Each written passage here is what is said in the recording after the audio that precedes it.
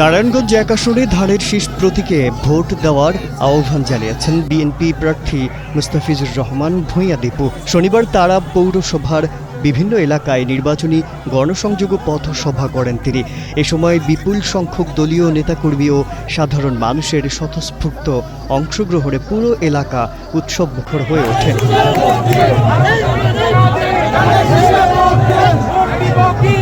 গণসংযোগকালে এলাকাবাসী ফুল দিয়ে শুভেচ্ছা জানান প্রার্থী দীপু ভূঁইয়াকে। মানুষের সঙ্গে কুশল বিনিময় করে তাদের প্রত্যাশা ও সমস্যার কথাও শোনেন তিনি।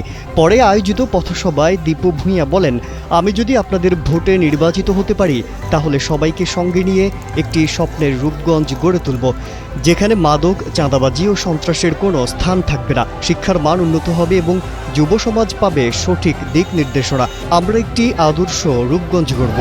টানা তৃতীয়বার অর্জন করেছে দেশের সেরা সুপার ব্র্যান্ড স্বীকৃতি বসুন্ধরা টিস্যু।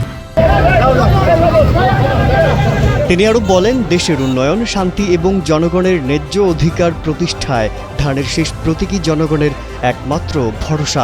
স্থানীয় নেতাকর্মীরা জানান, দীপু ভূঁইয়ার গণসংযোগে সাধারণ মানুষের ব্যাপক সাড়া লক্ষ্য করা গেছে, যা আসন্ন নির্বাচনকে ঘিরে ইতিবাচক বার্তা দিচ্ছে।